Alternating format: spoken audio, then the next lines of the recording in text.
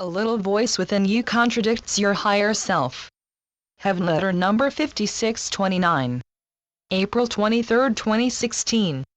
You would love, above all, if many of the thoughts that run through your mind would leave you alone. You want to be pure and true, yet your mind hassles you. It won't leave you alone. You yearn for freedom of thought, yet you too often have thoughts that you wish you would not have. Beloveds, you want to leap over your errant mind and rise high. You do believe that I have made you something great, and, with all your might, you want to be great and reveal the truth of who you are, and so bless the world. You are tired of riff-raff thoughts about others and yourself, thoughts that plague you and won't leave you alone. You no longer want to badger others in your weary mind. You deeply desire to go beyond the petty demeaning of yourself and others in your life. You wonder how you can know as much as you do, and, seemingly, be unable to live the fullness of what you know. You want the way of peace. Sometimes all you want is peace and to get beyond the remarks in your mind. You want to be real, and, certainly not merely a good show you put on. Where do your errant thoughts come from, and how can you quell them once and for all? Tell your mind to be quiet, to stop the remarks that pop into your head. You would vanquish these thoughts if only your mind would desist.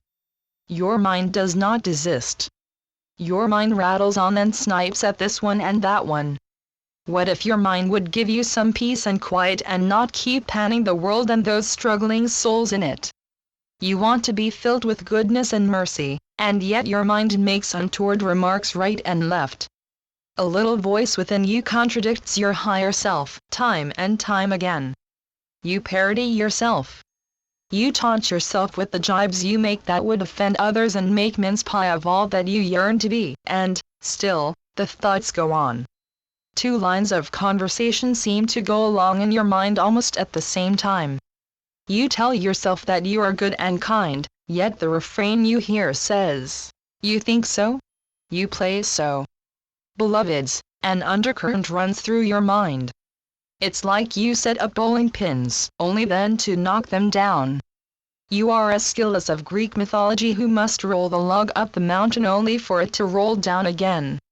You keep having to start over day after day. This is how it is with your accumulated dismay at yourself. You lament the bickering that your mind seems to be full of. You call out to me, "Please, God, make me of one mind. Keep my ungainly thoughts out of my mind. Make my mind one of grace. Get me out of this mental chaos I seem to be in. Help me to be one way, not two. Give me one mind. Give me one heart. Keep contradiction away from me. What is all this stuttering that my mind jabbers? I weep at the incessant verbiage that is parked in my mind. Keep out these arguments from my heart and mind. I want to be a good soul. I want, and sometimes I don't get anywhere. I find myself back where I don't want to be. How could I have mercy on myself and stop my mind from its nitpicking? God, please free me from what keeps me back from the glory you would have me reveal. Pull out all the chaff from the wheat that I harbor within me. I am so tired of not being all or even half of what I long to be and that you wish me to be. All right then. I declare you free from the past and all the contradictions housed within you. I claim peace for you now. No more tyranny from the past. Starting right now, I tell you that you have nothing to do with any remnants of uncharitableness. I clear your mind of them. From your side, if unwanted thoughts appear, go over their heads and supersede them with the thoughts you want to have. Your will is even more powerful than random unwanted thoughts that come from out of the dark ages of the past. So be it. Channeled by Gloria Wendroff. Heavenletters.org